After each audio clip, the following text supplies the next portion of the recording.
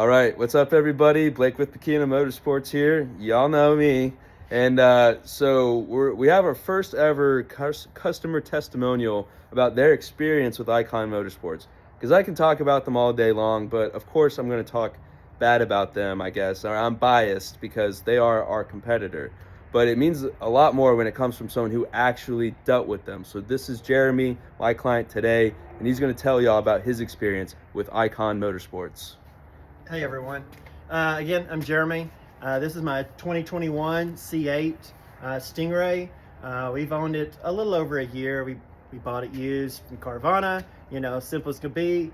A lot of people own these cars and they don't hardly drive them, but this is our daily driver. So we depend on this car. If I travel or I'm at work and my wife needs to use a car, she hops in the Corvette and uses it to go get groceries, or I use it to run to town or something like that. So we depend on this car to stay running and be available for us, because again, we only have two vehicles.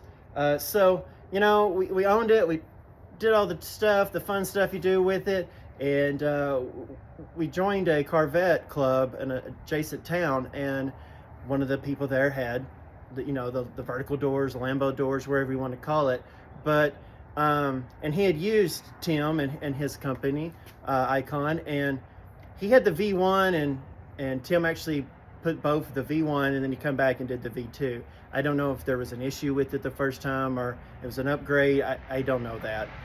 But I saw it. That guy liked it. I looked at it. I'm not an expert, but it looked pretty decent. So I went to the website.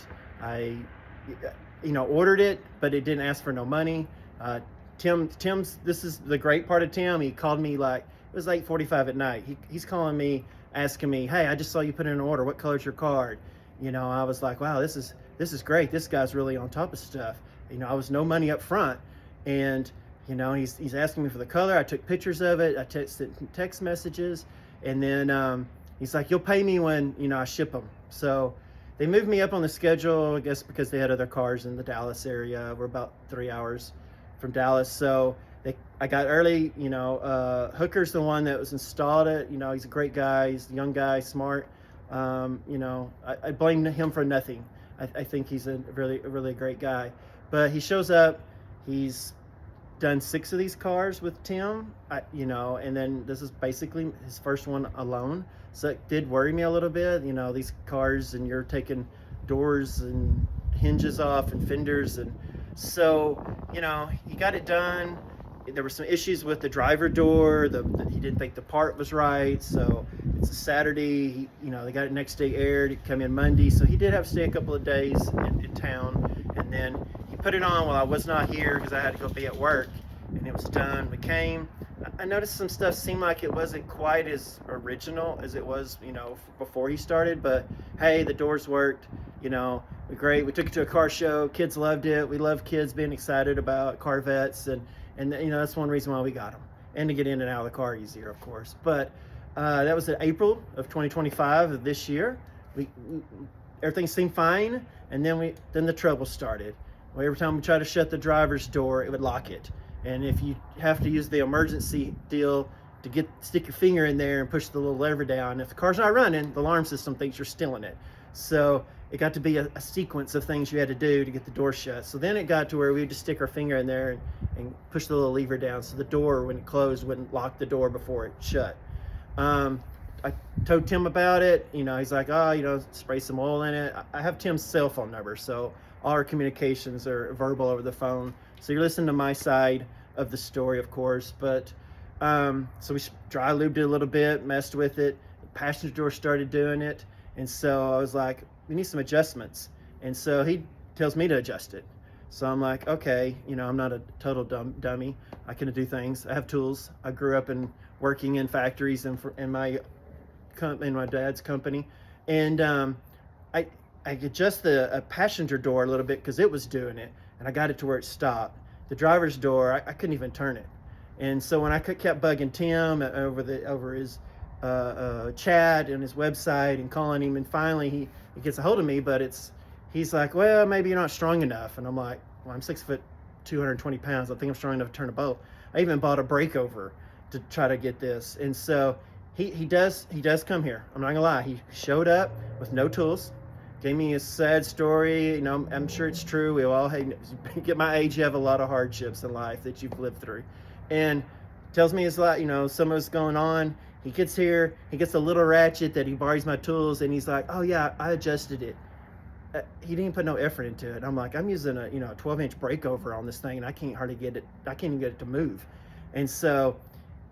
What does he do? He dry lubes everything. The latch, he sprays it, he moves it, he does both doors, he sprays his mechanisms down, and he's like, oh, that sound, that noise you're hearing, that squeaky noise is just a little dry. You had to spray a little bit on it now and then. So, I just let him go. Well, then it got to be where the door was, I made no adjustments to anything on the driver's door, even though he was telling me to. But it got to where it was put out. It was out a bunch, and we got photos, and the guys here, Blake and his family's got them. Yeah. So I sent them because I was like, I need some help. But before I contacted them, we're gonna take the car to Vegas, and the driver door. You went to shut it. I thought I broke the window. The window would not. It indexed down and go right back up. It's giving me faults, telling me the door latch is broke. I end up buying the door latch and putting it in myself. That's $180. I put it in myself. It didn't fix it. So I'm calling Tim. He's like, it's probably your wiring harness.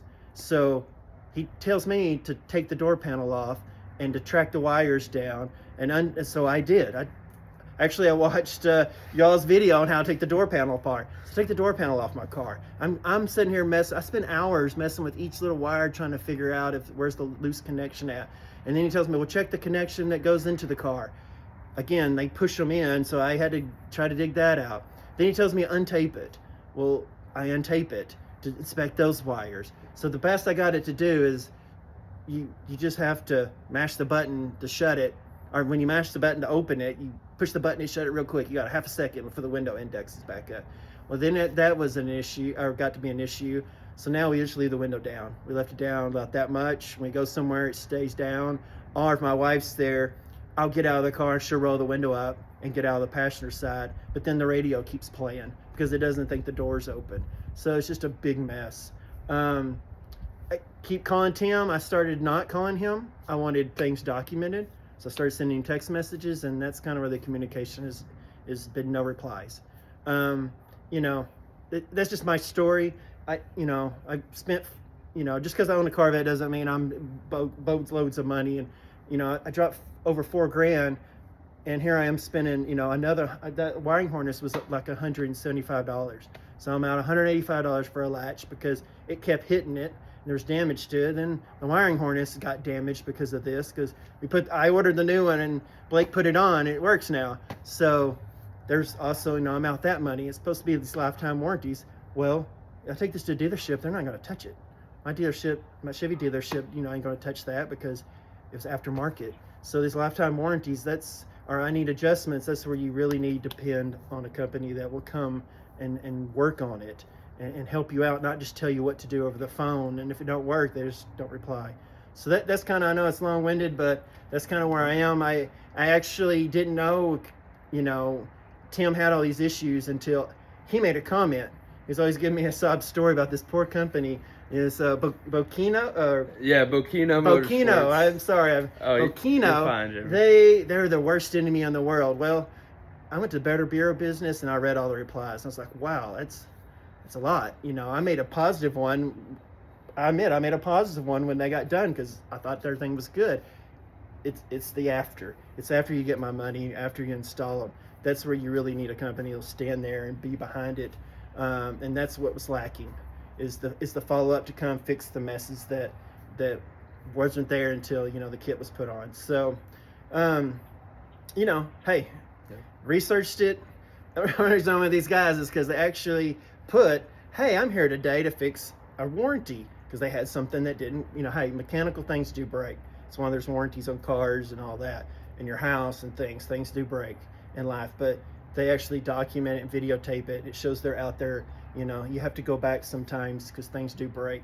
It's just the way life is. So that makes me, I went and started reading, Eikon, what to do with your, hinges on Eikon Motorsports. and everybody in the feeds were saying to call these guys, that they'll come fix them for you.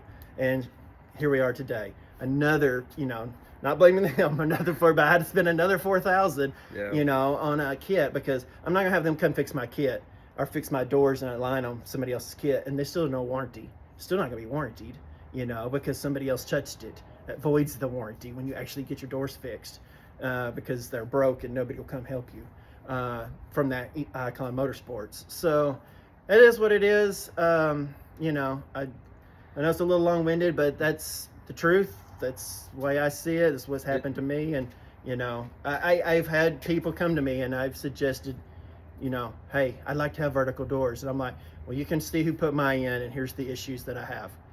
And they make their own decision if they want to go with the company that did mine, or they could now look at mine and go, hey, look, my door now it's nice. Everything lines up. The window rolls down when it indexes and comes back up. It's great. It's amazing, because we actually kind of quit driving the car the last 2 months because of all the issues. We just figure something out, or we just take it and leave the window down. When we go in the grocery store, the window's down. Don't take it on a rainy day. Hope nobody steals it. But that's just what we've been doing. So. Yeah. Thank you, Jeremy. And you're not the only one. There are so many people. We've got a list of at least 20 clients. My brother's taken off a lot more Eikon kits than I have. I mean, you're not the only one, and no one should be afraid to tell the truth. There's so many people out there who've had issues with Eikon Motorsports, and it just seems, and more than we know of. We only know of like the 20 to 30 personal clients that have had issues with them. Whether they actually got a kit put on their car and started to have issues and there was no customer service to back it up, or they gave money to Tim and then he ghosted them. He strung them along for months and then he ghosted them eventually. So we're thank you for doing this interview and explaining your experience with Tim Court and Eikon Motorsports, because I'm tired of hearing of these. I'm tired of these stories, and it needs to stop. He needs to stop scamming people, and he needs to stop offering things that he can't back up in the first place. And also, he needs to get his design right, because this is not a complete. This kit is not complete. I mean, I haven't tried turning the screw on this. This is the driver's side that he said, oh, just needed a little adjustment, but it broke your breaker bar trying to get it to turn. I actually broke. Because you have to have a wobble joint to get it in there, and I actually broke the bar, or the pin, I should say, the pin in the wobble joint. I actually popped it out of there because that was turning so hard. We had it here on the floor. We should have made a video of it where I could stand on it, and Blake actually had his ratchet on it, and he's not no wimpy guy, and he was like grunting just to try to move it, and I'm like, there's no way it got it moved inside that car where you have to get up in there with a wobble joint at a funky angle. But this kills me, because we don't let kids shut the door. We don't let kids open the door. When people want to ride in our car, we open the door for them and we shut the door for them, because of these. We don't want our doors tore up, and we open it till it stops, and then we bring it up. Now, are we perfect every time? But we are gentle. We don't bounce it. We don't drop it. We don't fling it up. We do none of that. We baby our doors. It's our daily driver that gets babied. But the amount of wear, is this the driver one? This is the passenger side. Even the passenger side is wore. I'm like, and it's bent. It's bent. It's starting to bend, and I believe them. I mean, they took care of this thing, and even with all of that TLC, the kit just hurts itself. Like it's crazy. This is not a complete design, and I can't believe he's selling these as a finished product on the open market. Blows me away. And I mean, the website's nice. He's got makes it look nice, and I'm sure with a little bit of more engineering, it would be a good kit. But the deal is when you make this decision to spend over $4,000, you need somebody to come and repair it if it breaks. It's in everything in life. Eventually, something breaks or needs adjustment, and that's where they fell short with me. Is if I drove down a road that had a little bit of gravel on it, because I don't take this on dirt roads, but some of the driveways and stuff have a little bit of gravel. When you open the door, there's dust in the door plate where it says Chevrolet Corvette. The door plate, it's dirty. It gets all nasty and dirty when we go. take it on cruises and stuff. And I'm like, it's because the door was so out of line, and it was so missed out of line that it messed up my door latch, and that's not an easy thing to replace either. And I'm just like, I couldn't get the warranty part work done. You know, not counting the kit. I didn't even know the kit was messing up. I didn't know either until we took it off the car, and I was like, wow. It squeaked like heck. It was loud, so I kept my can of dry lube here, and I would just spray it, that ball, and a little spurt on the cylinder, because I thought that's what Tim told me to do, that it gets a little dry. But it was actually eating itself up.